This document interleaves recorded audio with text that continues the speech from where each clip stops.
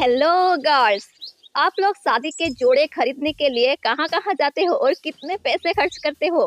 क्या आपको ऐसी महिला के बारे में पता है जो लेबोरेटरी में काम करने वाली गाउन पहनकर वेडिंग आउटफिट बना लिया?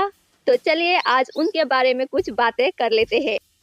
आज की हमारी नायिका है वॉर्सो यानी पोलैंड में रहने वाली मरिया नाम की एक छोटी सी बच्ची जो बचपन से ही पढ़ाई में बहुत शानदार परफॉर्मेंस करती थी। मरिया के पिताजी स्कूल में मैथमेटिक्स पढ़ाते थे और बच्चों को लेबोरेटरी में भी कुछ सिखाते थे, जिसके चलते मरिया को बचपन से ही मैथमेटिक्स, फिजिक्स और केमिस्ट्री में इंटरेस्ट आने लग गया था। लेकिन उसी समय पोलैंड में रशियन एम्पायर का दबदबा बढ़ता गया और पोलिश स्कूल से पोलिश लिटरेचर और लेबोरेटरी हटा दी गई। इसी के चलते मरिया के पिताजी ने स्कूल के लेबोरेटरी के इक्विपमेंट्स घर में ले आए और मरिया उसी से खेला करती थी।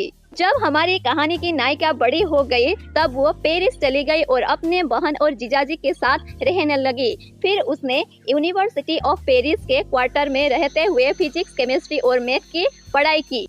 तब तक हमारी कहानी की नायिका मरिया का नाम बन गया था मेरी।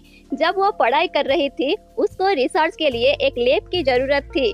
तभी पुलिस के ही एक पदार्थविद जोसेफ ने एक लैब ओनर पियर क्यूरी से मेरी का मुलाकात करा दिया और ये पियर क्यूरी है हमारे कहानी के नायक। लेकिन पियर क्यूरी का जो लैब था वो बहुत ही छोटा था, तो फिर भी पियर क्यूरी ने मेरी के लिए एक जगह की बंदोबस्त कर दी और मेरी रिसर्च में लग गई। मेरी और पियर क्यूरी दोनों को ही साइंस के प्रति बहुत ही ज्यादा रुचि थी। इसी के चलते उन दोनों के बीच प्यार हो गया। जब पियर क्यूरी ने मेरी को शादी के लिए प्रपोज किया तभी मेरी ने शादी से इनकार कर दिया, क्योंकि मेरी को अपना देश पोलैंड जाना था और वहीं रहना था। लेकिन पियर क्यूरी ने बोला कि मैं तुम्हारे साथ पोलैंड में जाके शिफ्ट होने के लिए तैयार हूँ, चाहे मुझे वहाँ सिर्फ फ्रेंच ही सिखाने का मौका मिले। मरिया अपनी मदरलैंड पोलैंड से बहुत ही ज्यादा प्यार करती थी। इसी के चलते वो फिर पोलैंड चली गई और पोलैंड के यूनिवर्सिटी में रिसर्च के लिए अप्लाई किया। लेकिन वहाँ पे लैंगिक विषमता के कारण लड़कियों को या मेरी को रिसर्च करने का मौका नहीं मिला। फिर उसी वक्त पियर क्यूरी ने मेरी को एक चिट्ठी भेजा और बोला तुम यहीं पे आ जाओ, पेरिस में आ जाओ और यहीं से अपना पीएचडी कर लेना। तभी मेरी फिर पेरिस चली गई और पीएचडी खत्म किया और प्रोफेसर बन गई। 1895 में पियर क्यूरी और मेरी ने शादी कर लिया।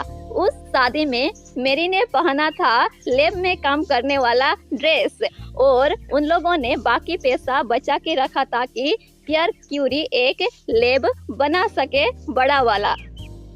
उसी समय विलियम रोंगटेन ने एक्सरे और हेनरी बिक्वेरेल ने यूरियम से निकलने वाली रे की खोज की। इन दो डिस्कवर के चलते मेरी ने यूरियम से निकलने वाली रे की रिसर्च करने की ठान ली। रिसर्च करते हुए मेरी क्यूरी और पियर क्यूरी ने रेडियो एक्टिव पोलोनियम, रेडियम और आइसोलेटेड रेडियम इन सारे चीजों की खोज कर ली, जिसके चलते पियर क्यूरी को एक बार नोबेल प्राइज से नवाजा गया और मेरी क्यूरी को 2 बार के लिए नोबेल प्राइज से नवाजा गया था।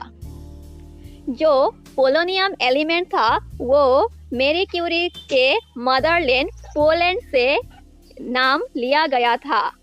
इस कहानी से हमें पता चलता है कि अगर अपने काम से प्यार हो, पढ़ाई से प्यार हो, जॉब से प्यार हो, इंसान से प्यार हो और अपने मदरलैंड से प्यार हो या मातृभूमि से प्यार हो तो इंसान कहां से कहां पहुंच सकता है।